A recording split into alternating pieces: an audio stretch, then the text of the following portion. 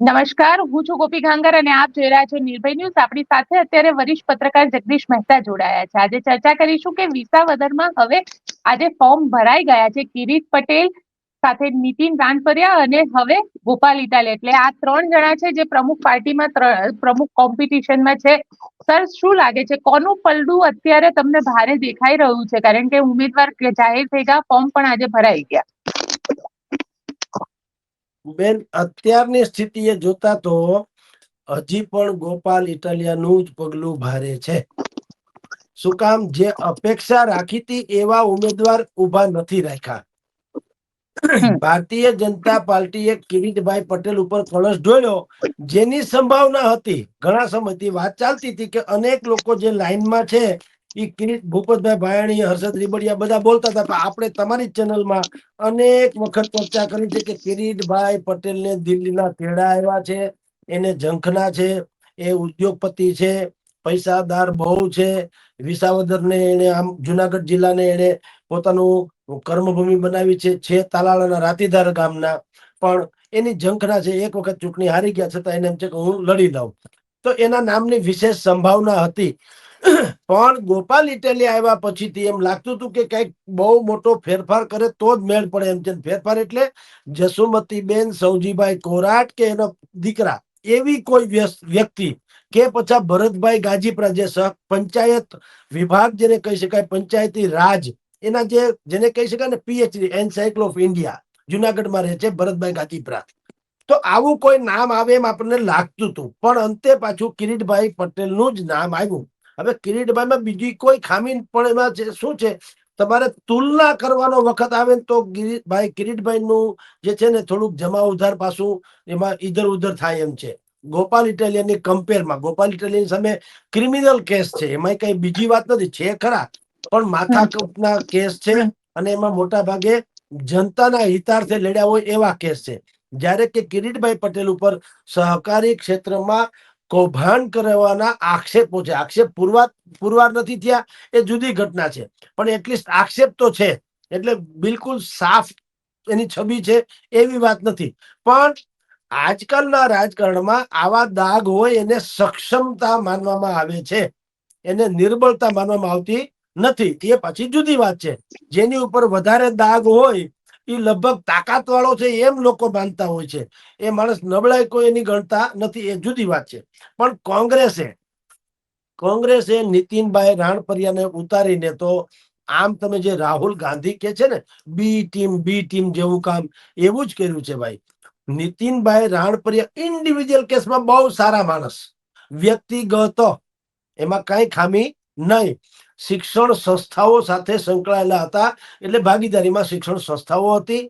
મોટા જમીન જાગીદાર છે, રોટલા પાણીએ મોટો માણસ છે. સૌરાષ્ટ્રમાં એ બહુ પ્રથા હોય છે, આંગણે આવેલા અતિથને ભૂખે જાવો ન જોઈએ, જરૂર પડે તો દીકરા ખાંડીને ખવડાવી દે, બિલખાના સગાસા શેઠ સંગાવતી રાણી. તો અમારે ત્યાં એ પ્રથા છે કે રોટલા પાણીએ મોટો માણસ હોય એટલે ટાણે ઘરે આવેલો અતિથિ છે એ ભૂખો ન જાય. ઈ જે વાત છે એવી વાત આ ભાઈને લાગુ પડે, નીતિનભાઈ રાણપરિયાને. તો નીતિનભાઈમાં ઇન્ડિવિજ્યુઅલ મેં કીધું ને જેટલા બધા જે પ્લસ પોઈન્ટ છે, પણ એ વ્યક્તિગત ધોરણે, એટલે એક સારા વ્યક્તિ તરીકે શાનદાર. એમાં ગોપાલ ઇટાલિયા કરતા પણ વધુ સારું, કારણ કે આની ઉપર બીજા કોઈ દાગે નથી વાકાતરા. ઓમાં કમસે કમ ક્રિમિનલ દાગ તો છે, આપણે ઈ પણ નથી. પણ સામે ગોપાલ ઇટાલિયા છે અને ભારતીય જનતા પાર્ટી જેવું તંત્ર છે, એમાં નીતિનભાઈ વામણા ઠરે એમ આપણું કહેવાનું છે. વામણા એટલે એને પોતિકા બળ ઉપર લડી લેવું પડે જેટલું થાય એટલું. અને એ જેટલા મત લઈ જશે, તમે ગોપીબેન કલ્પના કરો ભાઈ, નીતિનભાઈ ને કોના મત મળે? ભાજપની વિરુદ્ધ મળે ને. કોંગ્રેસના મત તો કોને મળે? કોંગ્રેસના મત ક્યારે હોય? ભાજપની વિરુદ્ધ હોય ત્યારે. હવે જે ભાજપની વિરુદ્ધના મત ગોપાલ ઇટાલિયાને મળવા જોઈએ, એને બદલે હવે થોડાક કોંગ્રેસને અને થોડાક ગોપાલ ઇટાલિયાને મળવાના. સ્વાભાવિક જ છે. એટલે મતોનું ધ્રુવીકરણ થવાનું, કારણ કે નીતિનભાઈ પાછા સાવ નાખી દીધા જેવી વાત નથી, પોતીકી આબરૂ બહુ છે. એટલે ઈ જે છે એના પંથકના, ભેસાણ પંથકના જે લોકો છે એમાં તો એ બહુ પ્રચલિત વ્યક્તિત્વ છે. તો એ જેટલા મત ખેંચશે એ ગોપાલના ઓછા થશે, એ તો દીવા જેવું સ્પષ્ટ છે. એટલે બે બિલાડીની લડાઈમાં જે વાંદરો ખાટી જાય એની પંચતંત્રમાં વાર્તા આવે છે, એવું આ કેસમાં બને તો નવાય નહીં કે ગોપાલ ઇટાલિયા સક્ષમ હોવા છતાં કોંગ્રેસ જે છે એમાં વોટ કટવા સાબિત થાય. વોટ કટવા એટલે હમ વોટ કાપે તેવી. અને એનો ફાયદો જે છે ભારતીય જનતા પાર્ટીને મળે. ભારતીય જનતા પાર્ટીએ ઉમેદવાર કિરીટભાઈ પટેલને બનાવ્યા, પણ મેઇન ઉમેદવાર ત્યાં કોણ ગોપીબેન ખબર છે? જયેશ રાદડિયા. હમ આ ભાઈ જે છે કિરીટભાઈ પટેલ, એ તો ખાલી મેન્ડેટ ઉપરના ઉમેદવાર છે. ખરી લડત ને ખરી પ્રતિષ્ઠાનો જંગ જે છે ને જયેશ રાદડિયાનો છે. ઈ હાર્યા, જયેશભાઈ રાદડિયા એટલે કે કિરીટ પટેલ હારે કિરીટ તો પટેલ. જયેશ રાદડિયાને પોલિટિકલી બહુ નુકસાન થાય એમ છે. એના હમ સહકારી ક્ષેત્રમાં પણ ચંચુપાત વધી જશે સરકારનો. અને સરકાર જયારે રીસફલિંગ થવાનું છે હમણાં નજીકના ભવિષ્યમાં, તેમાં પણ એનો નંબર જે લાગવાનું અત્યારે કન્ફર્મ માનવામાં આવે છે એ થોડુંક અવઢવમાં મુકાઈ શકે.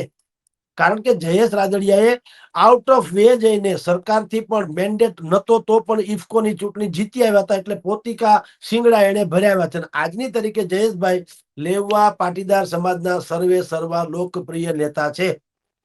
હમ હવે ઈ જો હારી જાય તો ભારતીય જનતા પાર્ટી એમ કહી શકે કે તમારું પણ એટલું વજૂદ નથી જેટલું તમે કયો છો. નહીતર એક બેઠક જીતાડીને એટલે એને બિલકુલ પ્રભારી બનાવ્યા બુદ્ધિપૂર્વક.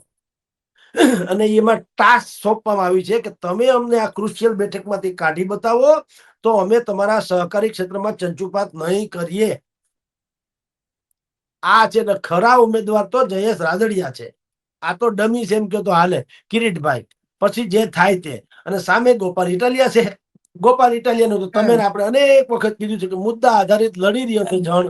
અને ન્યા પાછું પક્ષ ગૌણ છે. એમાં ભલે આવી ગયા હા કેજરીવાલ ને લોકો આવીને રોડ શો કરી ગયા ઠીક છે, પણ કેજરીવાલની શાખ પેલા જેવી રહી નથી.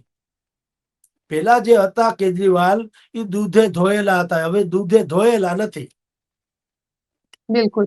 સર આક્ષેપો છે પણ જેલમાં જવું, જી જે શરાબ કાંડથી માંડી.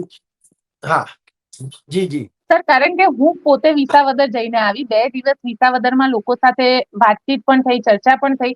એટલે ત્યાંના જે ખેડૂતો છે એ ખેડૂતો માટે એક આખો મુદ્દો, કારણ કે જે વિકાસની વાતો શહેરી વિસ્તારમાં છે એ વાતો ત્યાં નથી. ત્યાં આગળ બહુ એ લોકોના મુદ્દા જે છે ખેતી આધારિત મુદ્દા છે.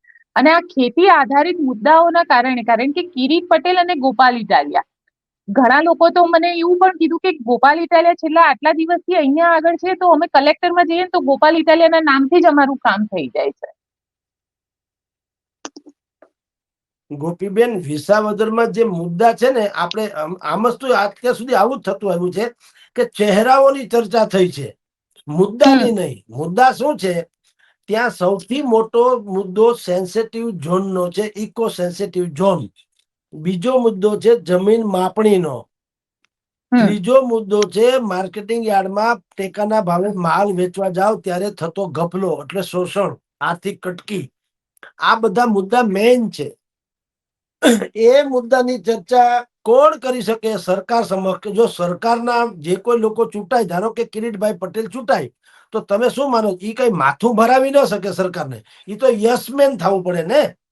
એને તો સરકાર બોલે એની સાથે હા પાડવી પડે, કારણ કે એ સરકારના મુલાજીમ ગણાય. જો વિપક્ષમાંથી કોંગ્રેસના નીતિનભાઈ જીતે અથવા આમ આદમીમાંથી ગોપાલ ઇટાલિયા જીતે તો ઈ માથું મારી શકે. ઈ કહી શકે સરકારને કે ભાઈ તમારે આ કરવું પડશે ને તમે આંદોલન કરશો. ભારતીય જનતા પાર્ટીને તો એ થોડું કરી શકે. એને તો ભારતીય જનતા પાર્ટીની જે આખી આખી વિચારધારા છે એવું અહીંયા સુષ્ઠું ભાષણ કરવું પડે કે ભાઈઓ બહેનો બધું સાંભળો, તમારી બધી વાત મેં રજૂ કરી દીધી ગાંધીનગરમાં, બધી વિચારણા હેઠળ છે, બધું આમ છે, એવી જ વાતો કરવી પડે. ત્યારે કે ગોપાલ ઇટાલિયા હોય કે નીતિનભાઈ રાણપરિયા હોય કોંગ્રેસના, હવે એને તો સમજતા સામે ભાજપ છે, વિરોધ જ છે.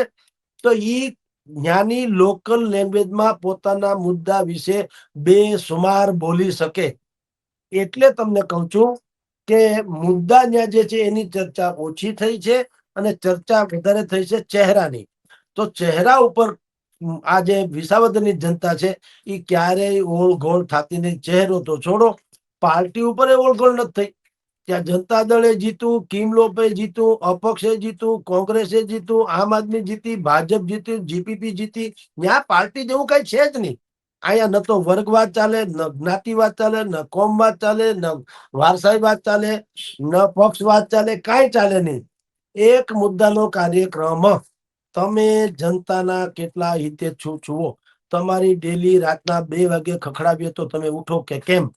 આ લોકોને એવો એક ખભો જોઈએ છે જેના ખભા ઉપર પોતાનું માથું જે છે એ વગર ટપાલ ટિકિટે ચોંટાડી શકાય. એવા લોકો હોય તો એ લોકોને જીતાડવાની વાતો છે.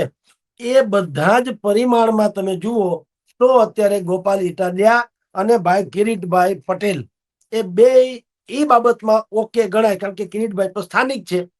હવે જ્ઞાની પ્રજા કોના ઉપર ભરોસો મૂકે એ જુદી વાત છે. નહીતર કિરીટ પટેલ પણ સ્થાનિક તો છે જ, એનો દરવાજો ખખડાવી શકાય એમ છે. પણ કેટલાક જાણકાર લોકો એમ કે છે કે ભાઈ ઉદ્ધત છે, ફોન નથી ઉપાડતા, અમુક લોકોને જવાબ નથી આપતા. પણ હવે એ તો એના અસંતુષ્ટો હોઈ શકે, આપણે એને માની લેવાને કોઈ કારણ નથી. આ તો ટુંડે ટુંડે મતિર ભિન્ના લોકો અલગ અલગ રીતે વાત કરતા બોલવતા હોય છે. તમે આંખું બંધ કરી અને હાથીની પૂંછડી પકડો, પૂછો હાથી કેવડો છે, તમને લાગે કે હાથી છે ને પતલો એવો છે. તમે એના પગે ચોંટાડી દો તો આંખું બંધ કરીને તો તમે એમ કહો કે આ તો બોલ બેટન જેવો હાથી છે. તમે સૂંઢે પકડો તો કે હાથી લાંબો છે. એના જેવી વાતો છે કે તમે કયા એંગલ થી કોને માપો કે જુઓ છો એના આધારે છે. પણ સરવાળે કહું તો ભારતીય જનતા પાર્ટી અને આમ આદમી પાર્ટી એના વચ્ચે ભીષણ ટક્કર થવાની. ભીષણ. કોંગ્રેસ જે છે એ સુસ્તું ભાઈ નીતિનભાઈ જેટલું જોર કરે એટલું. કોંગ્રેસના નામે કઈ બહુ લાંબુ હાલે નથી, કારણ કે નબળું પત્તું તો વિતર્યા જ છે. હવે જે થાય તે બેન. જી પણ સાથે તમને એવું લાગી રહ્યું છે કે એક તરફ હર્ષદ રીબડિયા પોતે ટિકિટ ઈચ્છુક હતા, એમને ચૂંટણી લડવી હતી, અને હર્ષદ રીબડિયા કદાચ આમાં કિરીટ પટેલને ક્યાંય નડી શકે?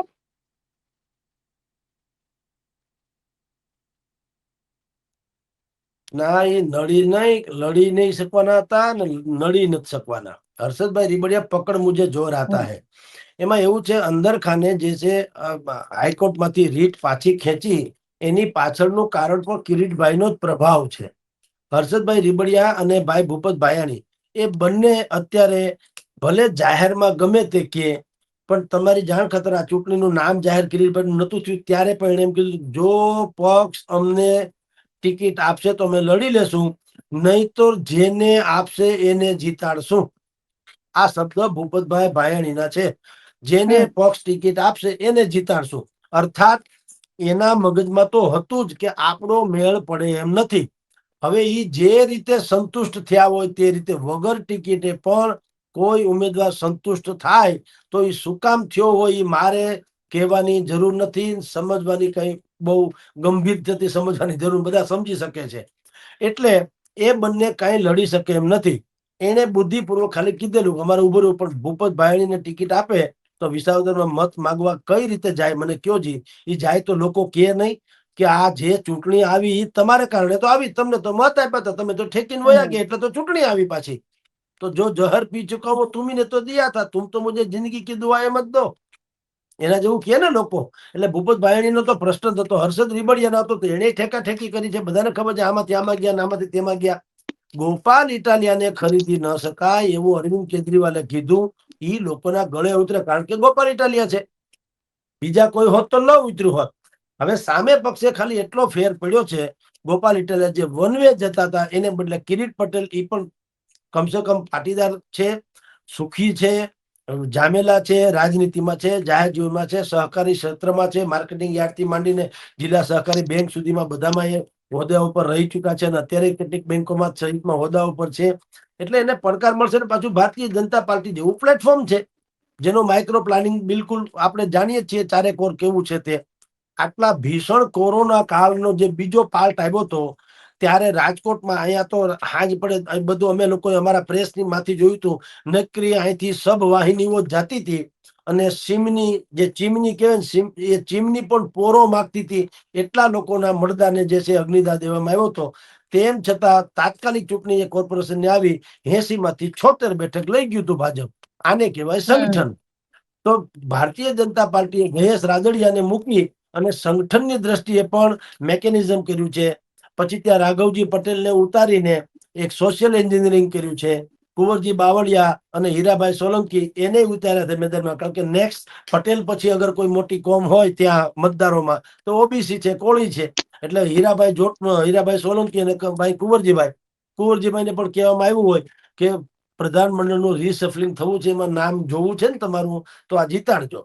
હીરાભાઈ સોલંકીને કહેવામાં આવ્યું હોય કે તમારે મંત્રીમંડળમાં આવવું જ છે ભાઈના બદલામાં, પણ હવે અમારું કામ થોડું કરતા જાઓ. જયેશ રાદડિયાને કીધું હોય કે સહકારી ક્ષેત્રમાં ચંચુપાત નથી ઈચ્છતા ને, તો કે હા, તો આમને આ વેતરણી પાર ઉતારો વિસાવદરની.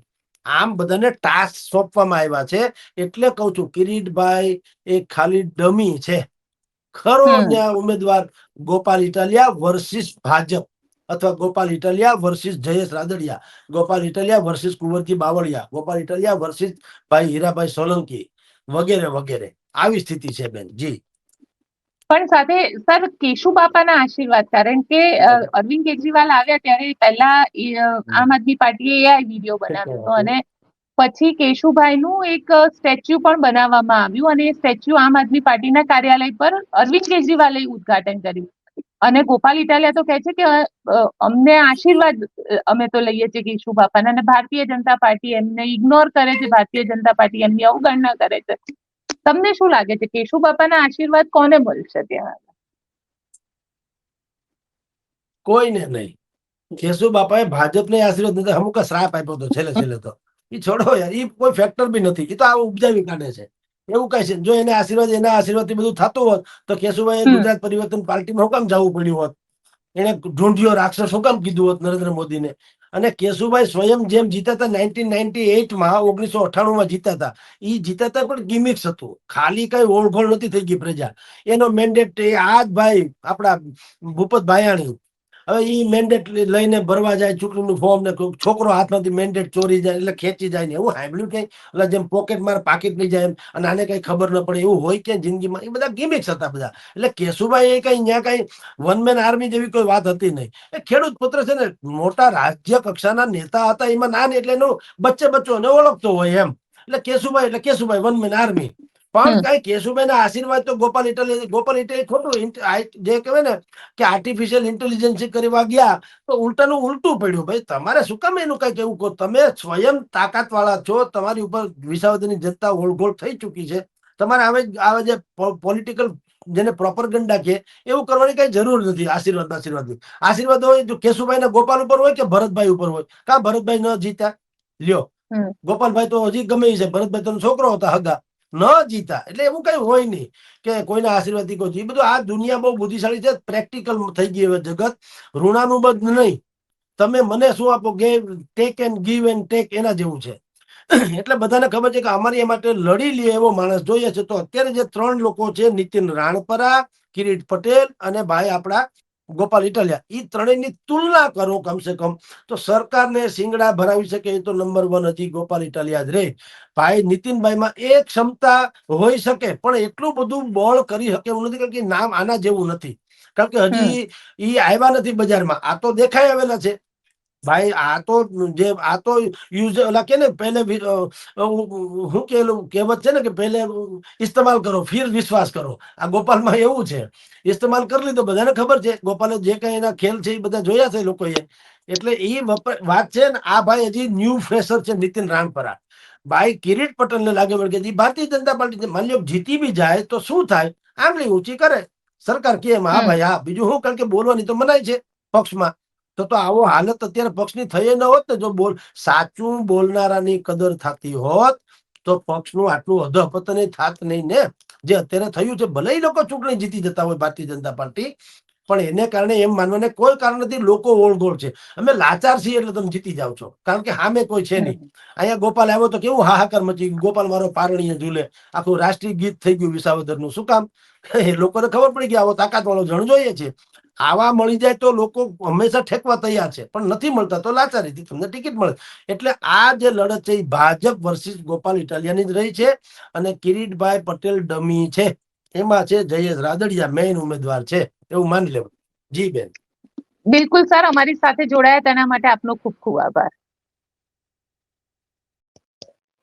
તો આપ શું માનો છો મને કોમેન્ટ બોક્સમાં ચોક્કસથી લખીને જણાવજો, અને અમારી ચેનલ નિર્ભય ન્યૂઝને લાઇક, શેર અને સબસ્ક્રાઇબ કરવાનું ભૂલશો નહીં. આભાર.